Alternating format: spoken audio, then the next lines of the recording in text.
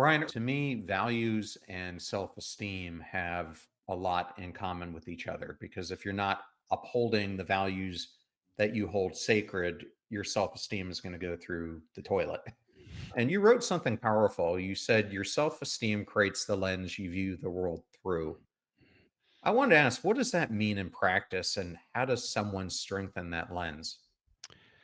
Something that I didn't understand in the early days was the difference between self-esteem and self-confidence. And I'm using a subjective viewpoint here to anchor the difference between the two because I think it's important because I had them confused for years.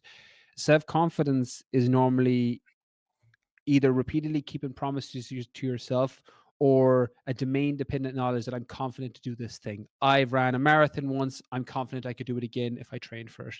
Self esteem is how you feel with yourself and about yourself, and it's your relationship to yourself.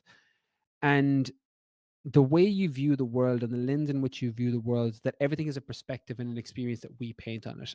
I didn't understand this, and I've done a lot of work over the last few years with different psychedelic treatments, different therapies, different shamans, different experts, different psychologists in a whole host of different modalities. And what I started to understand was that I'm painting the world with my own paintbrush in terms of how I see things. And when I was struggling with self esteem, my relationship to myself, that skewed the lens in which I saw everything. And building up self esteem and building up that relationship with yourself is a combination of letting go of the things that don't serve you anymore and aligning with the values and the things that are truly important to you. And they're so subjective. There's an old viewpoint of success is so subjective. You ask 100 people, you get 100 different answers, but there's truth in that, that you have to determine what is valuable to you. And if you don't, you're going to have other people put their values onto you, or society will put it onto you. And if your value from me and my personal ones are love, peace, and freedom, they're the three values, the highest frequencies for me, Brian Keane in 2025, is the love I give out and the love I receive, making sure that I'm giving out love to people around me and then I'm receiving it back from those who are closest to me, having a peaceful mind and a peaceful heart.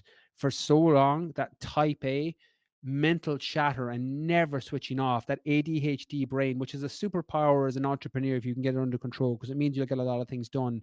But it also means that you're moving through the world in a very turbulent way. And if you're able to get that peace from mind, is probably more accurate, and peace of heart, you're going to show up differently with the people around you.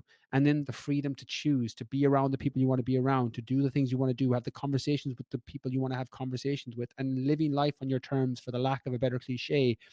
They're all things that day to day can build up your self esteem and your relationship to yourself because they're in alignment with what you're supposed to be doing. And the 0 to 1 with that is probably the most difficult part, getting started. And how I got started with building up that self esteem was learning to let go of the things that weren't helping me anymore. The stories, the narratives, the belief systems, the limiting behaviors, the surrounding and being in an environment where people were trying to pull me back and not supporting what I was doing because of their own insecurities projected onto me. And that hurt people mantra became a brain tattoo for me. And it's an interesting one because in fitness and in nutrition, they will regularly say, you talk to dietitians and nutritionists, that nutrition is overcomplicated, that if you just removed some of the more unsupportive food, highly processed foods, etc., by proxy you would be healthier as opposed to having to introduce anything new. And belief systems are similar. Instead of adding new belief systems that help you, how do you rewrite or rewire or change the ones that don't serve you anymore? And if you're going through the world with an unworthy belief system, I'm not worthy of love, I'm not worthy of being lean, I'm not worthy of having money, and you're living in this scarcity mindset, that all impacts your self-esteem. That all impacts the opportunities that are out there. You know this, John, your reticular activation system, the internal brain GPS, or law of attraction, if you want to go from the Western to the Eastern philosophy.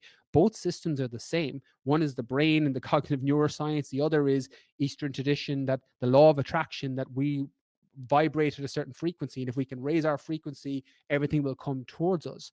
And that's removing the blocks from us. That's changing the stories with us, the things that are holding us back. And if you have hate, and you're moving through in an angry way because of something that happened to you in childhood, or something that happened to you when you were a teenager, or something that happened to you in life, a relationship, a boss, somebody who didn't treat you the way you wanted to be treated, you need to let that go. And when you're able to let these things go, which sounds easier said than done, what happens is you start to shift your frequency up, you shift your vibration up. And when you're able to do that, your self esteem comes up with it. And then the way you see the world is different. You don't see all this negativity everywhere. You start to see the positive. You see the love, you see the peace, you see the freedom. You will attract what you put out. That's, again, a very esoteric way of coming at it, but it's how I've done it personally.